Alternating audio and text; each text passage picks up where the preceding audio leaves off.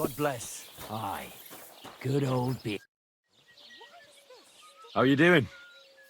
I'm Henry. Nice to meet you. I'm Zdeněk. I'm a storyteller. I could tell you stories so sad they'd make the devil cry. Or would you prefer something so scary? But it's a lot of hard work for me. Now, if you had something to drink or a couple of groschen, that might help loosen my tongue.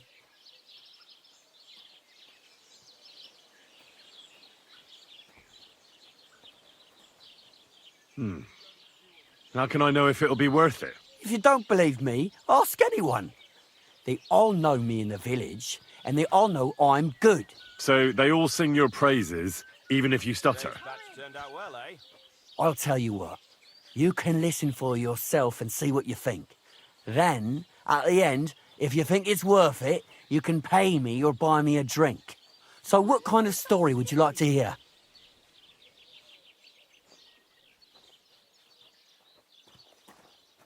I like stories that can teach me something.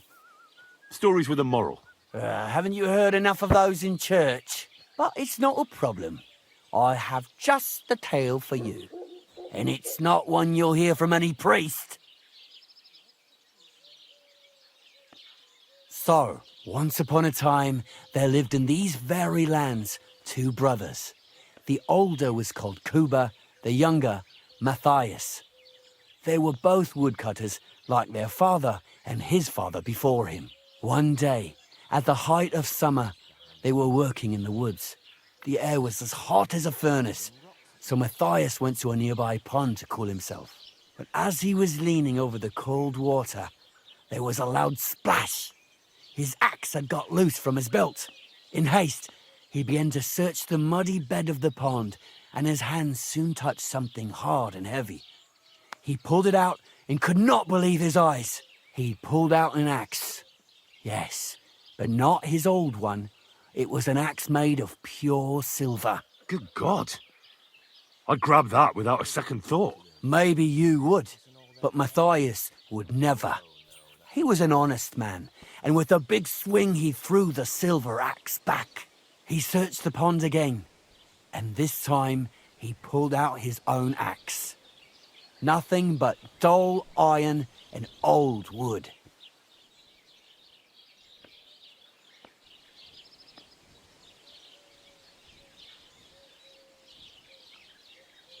I reckon that was the right choice. Who knows who the silver axe belonged to? Well, quite. Listen on.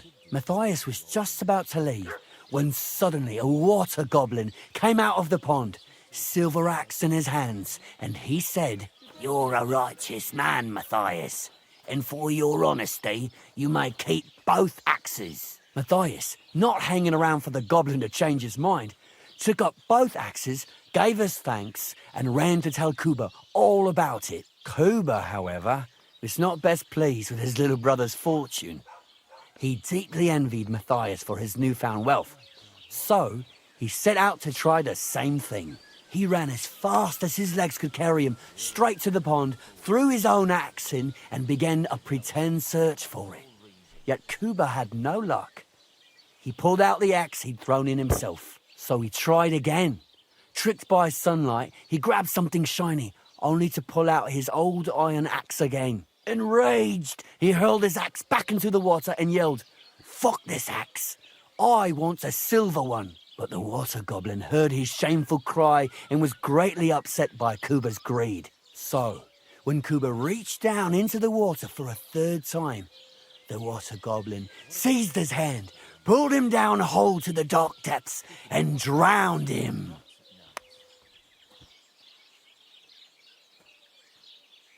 Oh, that's so cruel.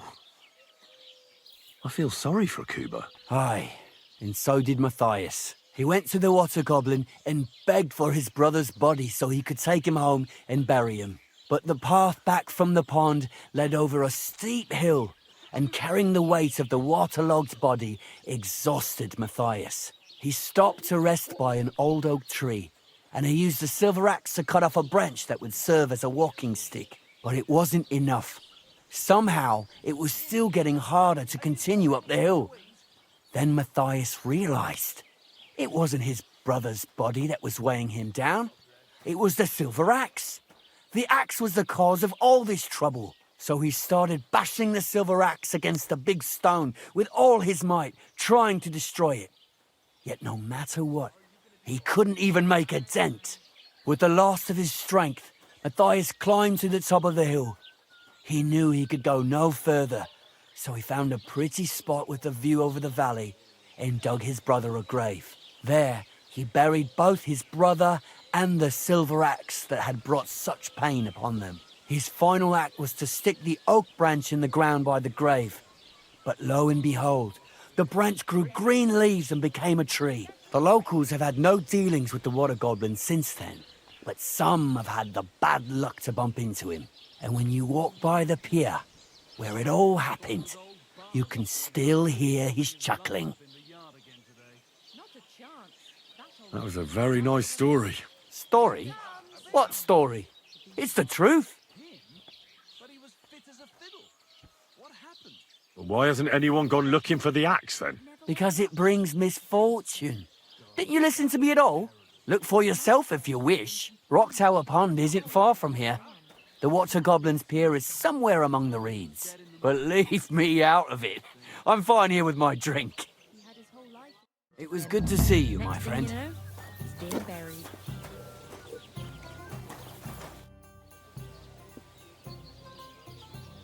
You're having problems with the Jelliavites? Not just me, my friend. They're the biggest bastards around.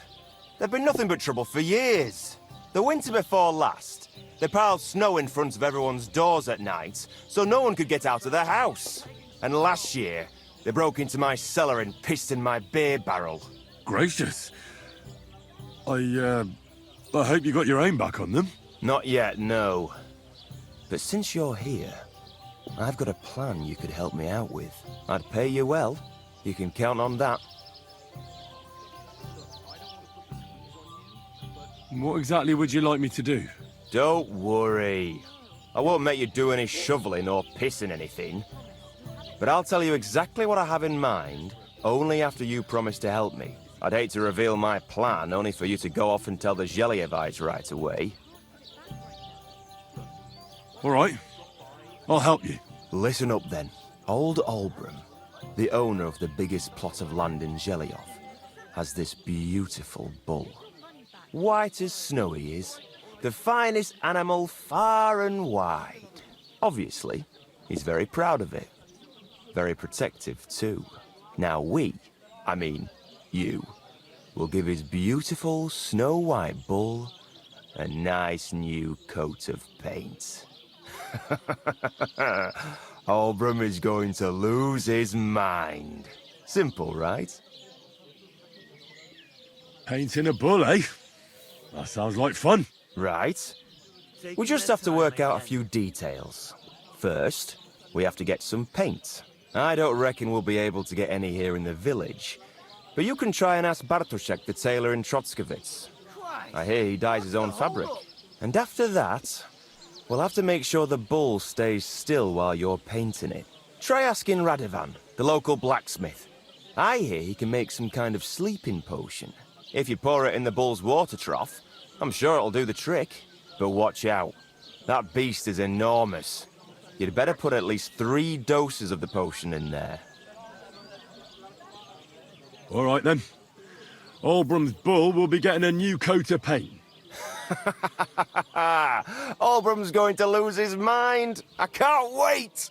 And remember, it's supposed to be a joke. If you get caught or something goes wrong, the whole thing will be ruined. Right. So I need paint, sleeping potions, and to not get caught.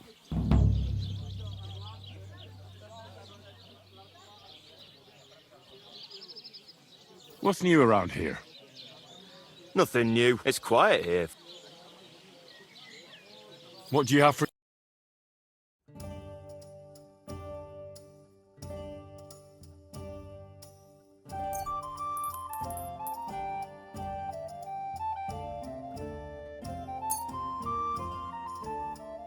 I'd like to discuss the... Sure.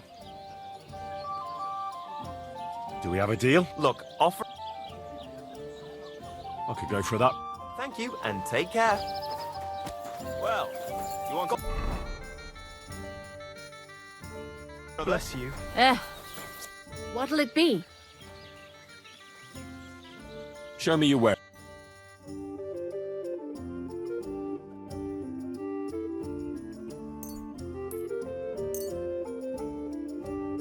I'd like to discuss... Aye. How's this? Look. All right? Thank you, and take care.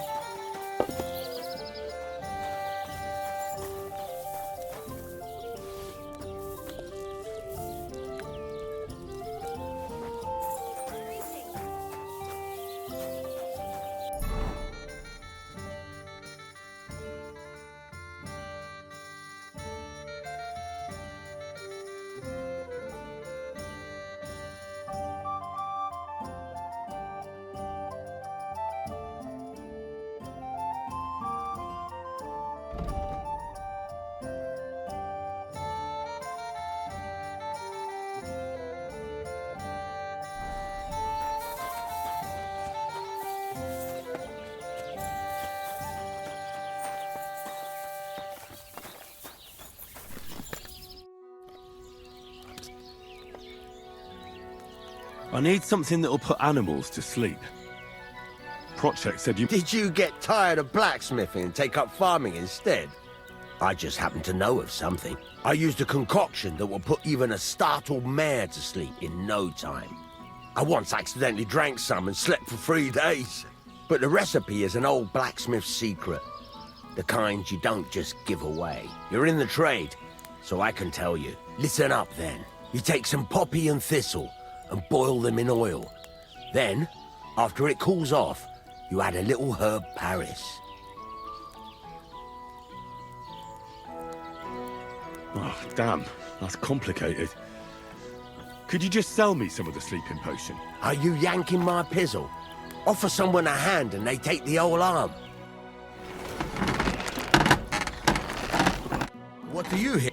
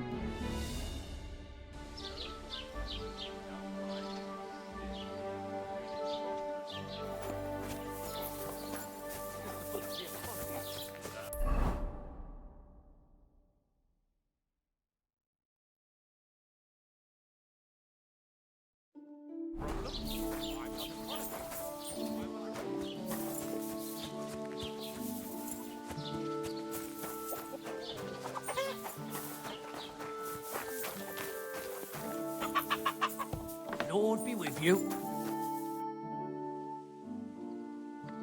I've heard you dye your own fabric. I used to. I tried a few times, but I had to give it up. Troskovitz is on a hill, and there's not enough water for that. Why'd you ask? I'd like to buy some pigment. I see. Well, perhaps I could find some leftover black. If you have enough groschen, it's yours. Ah, damn. That's more money than I thought. Look, I don't need much. Just a bit will do. Is that so? What do you want it for, anyway?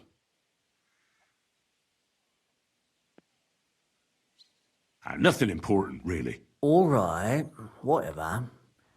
But I'd hate to find out you painted on someone's house. You know what?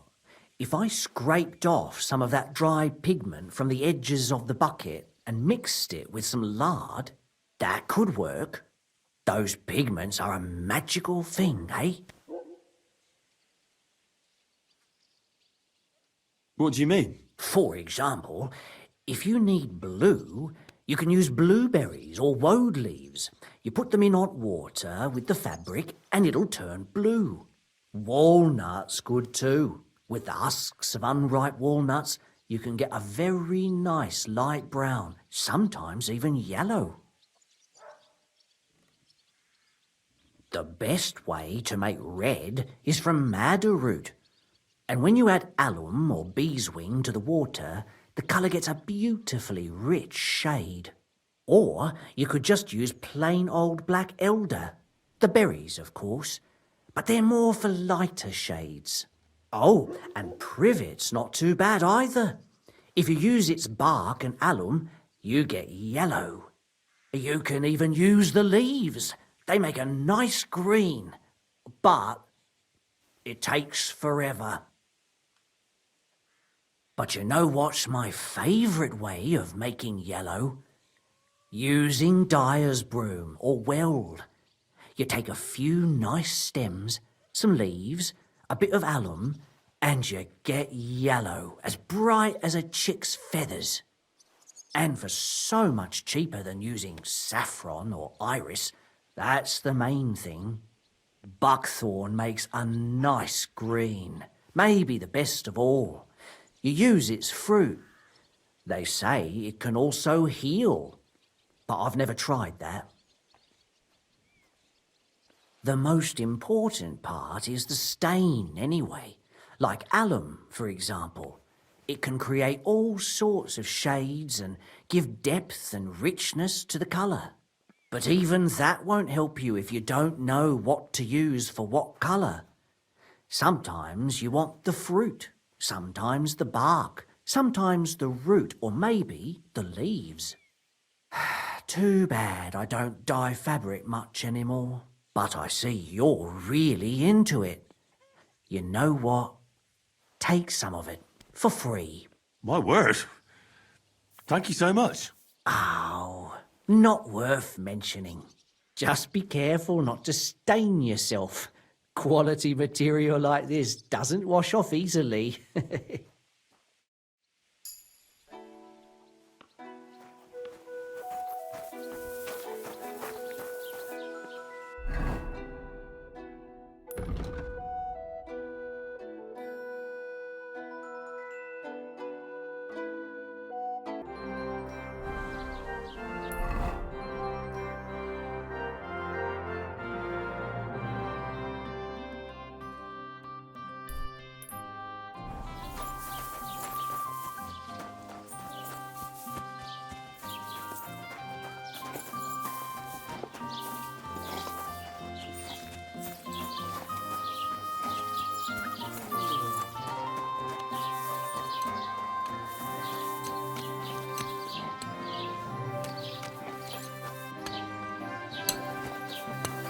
Greetings.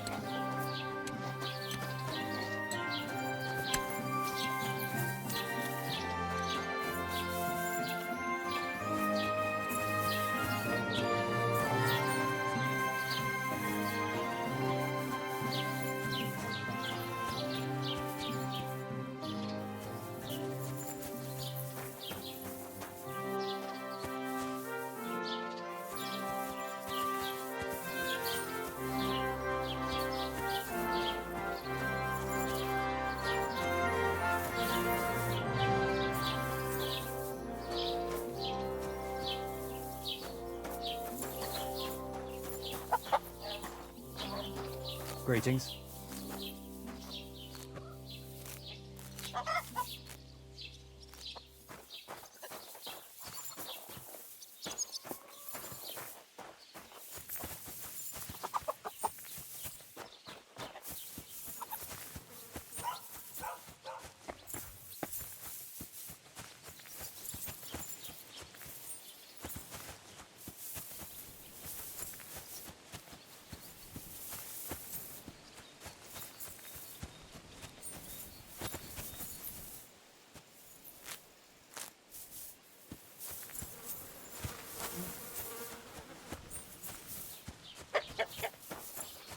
God be with you.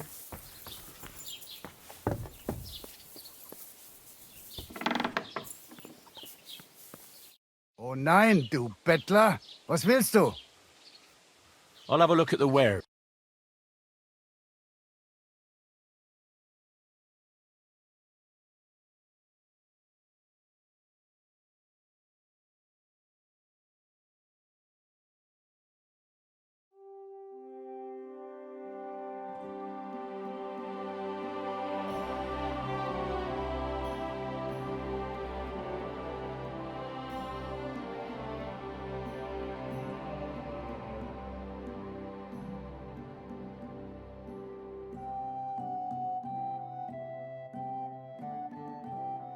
Take care then, and thanks for nothing.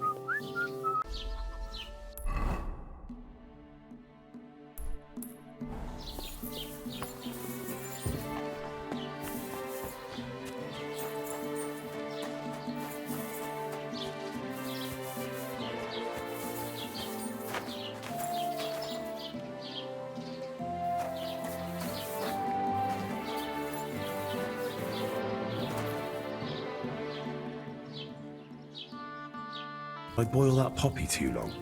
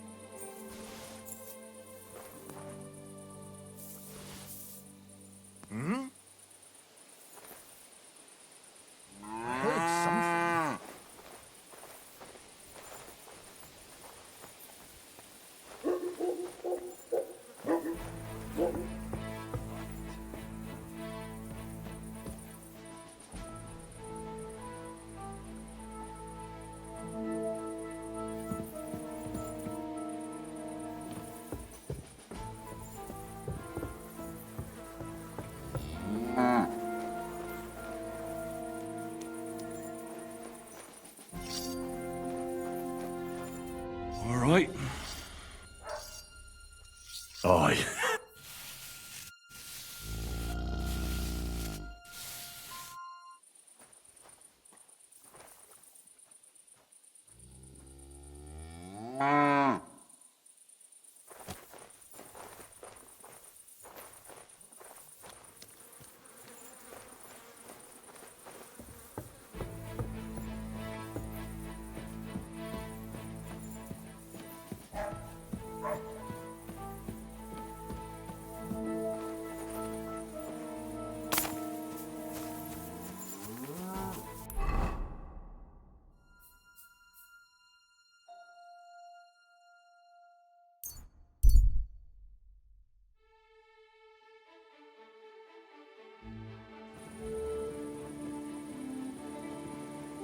Good to see you.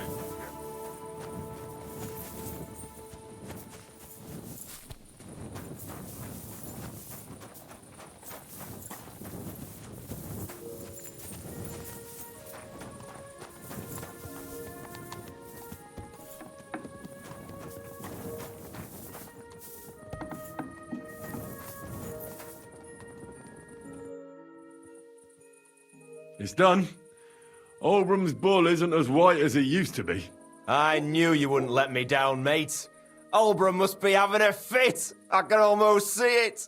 To hell with the fucking pricks. The lousy cities are... All right, then. Here's the reward I promised you. Every last groschen. Thanks. And since you already got caught up in our little dispute, maybe you can help me with something else. So, what can I help the Takovites with this time? We're planning to meet with the Geliovites in the pasture that they keep arguing with us about. We'll sort it all out with them there. Nicely. Man to man. Wouldn't you like to join us? Why not?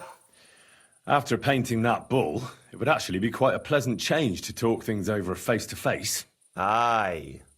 Talk. We'll get into a huge argument and then start punching each other in the gob. So then, should I send for Olbram so we can get going?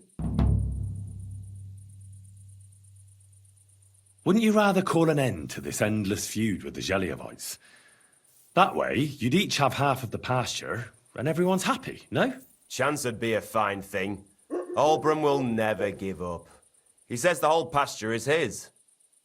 The bordeth by the orchard, that's where I got my ass kicked. Who knows what the old fool got his ass kicked for back then. You should talk to the bailiff and get him to support you. Thrush? He already said ages ago he doesn't want to get involved. He even threatened us with the stocks if we keep bothering him. Well, as you wish. All right then. Let's paint them Jellyevites so black and blue that they'll envy Oldbrum's bull. That's what I like to hear. Come, let's get the lads together and get going.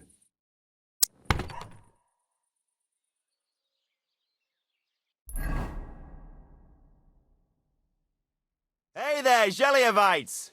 Did you miss us? You know they did. They could hardly sleep. Can you blame them? I'd rather come and get a beating than hang around in Jellyev too. You see? They're provoking us again. And they brought a stranger. There's no use trying to negotiate with them. There's nothing to negotiate, old man.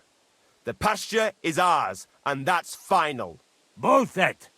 You know right well that I got smacked around as a child in that orchard right over there. What do we care where you got smacked around? Don't laugh at him.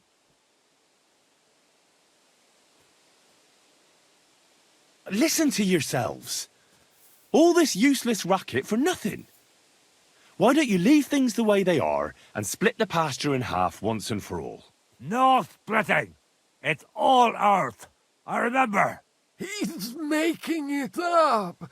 He just wants to take what's ours. Seems a bit too convenient that he's the only one who remembers that the whole pasture belongs to them. The old coot hardly remembers which hole is for eating and which is for shitting. Old Oldbrum's always fuming, says half the pasture's his. Claim he'd graze his own bull there, but he's a fool, he is. What did you say, you ass? Keep my nothing out of your mouth. You know how long it took to wash off all that bloody paint? Which one of you was it? So what? That was just a bit of fun. You'll laugh on the other side of your face when we kick your asses. That's right. Get him, lad. For God's sake, wait! You're really going to let yourself get beaten up just because Oldbrum told you to? If he finally admitted the pasture is ours, we could have settled this ages ago. The lad's right. What are you talking about, Flinty Dick? Why should I let myself get beat up every year? It's not like I have to graze my cattle here. Come back here, you traitor. Enough talk. Get him, lads.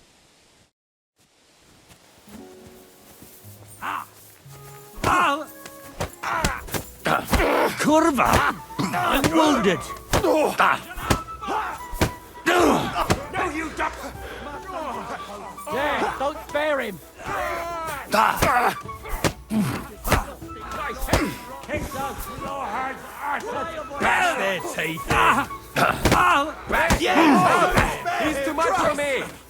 Shit! Light him up! What's more, we can go home! Jelly off! Disgusting shit! Don't spare him! Let him have it! Come on, then! Good! Damn, that weakling was At useless! least it stopped the bleeding. I hope that's enough. I'm sorry.